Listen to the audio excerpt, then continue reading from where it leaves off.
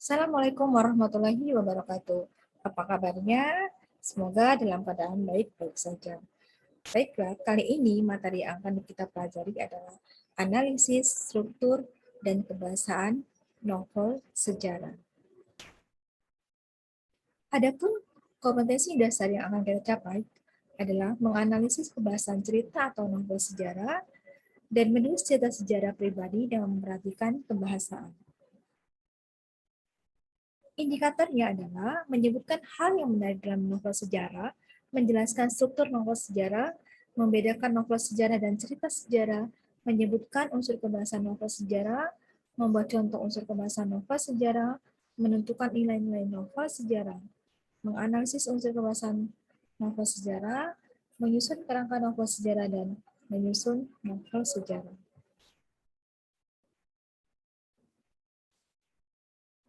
Menyebutkan hal yang menarik dalam novel sejarah.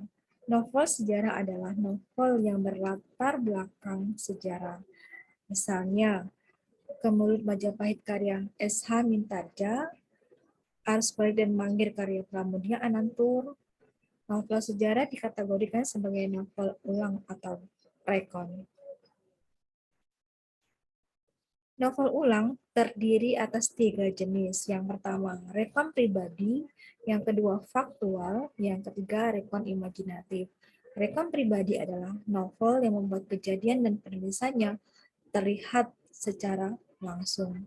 Kedua, rekon faktual adalah novel yang memuat kejadian faktual seperti eksperimen ilmiah atau laporan polisi. Ketiga, rekon imajinatif adalah novel yang membuat kisah faktual yang menghayalkan dan diceritakan secara rinci. Untuk menentukan hal yang menarik dalam novel sejarah, ada 3 hal yang dapat kita lihat. Yang pertama, dari waktu, kemudian dari tempat, dan dari tokoh. Nah, itulah yang bisa kita lihat untuk menilai apakah novel itu menarik atau tidak. Jadi, kita lihat dari waktu, tempat, dan tokohnya. Kemudian struktur novel sejarah. Struktur novel sejarah itu ada yang pertama orientasi atau pengenalan cerita, kemudian yang kedua adalah pengungkapan peristiwa, 3 menuju konflik, 4 adalah puncak konflik, 5 adalah resolusi, yang keenam adalah koda. Nah, itu adalah struktur kita dalam membuat novel sejarah. Struktur ini juga berpengaruh pada alur yang digunakan. Apakah alurnya maju, alurnya mundur, atau alurnya campuran. Kalau misalnya kita mengikuti struktur novel dari orientasi, pengungkapan peristiwa, kemudian menuju konflik, puncak konflik, resolusi, dan koda, maka itu alurnya adalah maju. Sebaliknya, kalau misalnya kita mulai dari koda, kemudian diakhiri dengan orientasi, maka itu adalah alurnya mundur. Dan kalau misalnya dimulai dari puncak konflik, kemudian ada resolusinya, kembali ke pengenalan, kemudian kita tutup dengan kode, maka itu alurnya adalah campuran. Sekarang perbedaan novel sejarah dan teks sejarah. Teks sejarah yang pertama merujuk sejarah yang pernah ada, sedangkan novel sejarah bisa menggambarkan sesuatu yang tidak pernah ada atau rekaan. Kedua, sejarawan terikat pada keharusan, sedangkan novel sejarah, novelisnya bebas menciptakan imajinasi. 4 adalah fakta kronologis, sedangkan dalam novel sejarah adalah faktor rekayasa.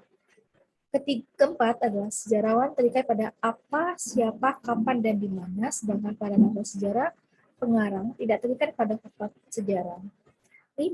Hubungan pelaku dengan pelaku, kondisi, situasi hidup, dan masyarakat sesuai dengan fakta, sedangkan novel sejarah hubungan pelaku dengan pelaku, kondisi, situasi hidup, dan masyarakat merupakan hasil dari imajinasi pengarang atau penulisnya. Nah, perhatikan 2 paragraf berikut. Yang pertama, Candi Borobudur adalah monumen Buddha terbesar di dunia. Dibangun pada masa Samaratungga dari Wangsa Sailendra pada tahun 824. Candi Borobudur dibangun 300 tahun sebelum Angkor Wat di Kamboja dan 400 tahun sebelum katedral. Yang kedua, pelarian politik dari Nederland, Save Dan Bars itu semakin giat di Jawa Timur, khususnya di Surabaya.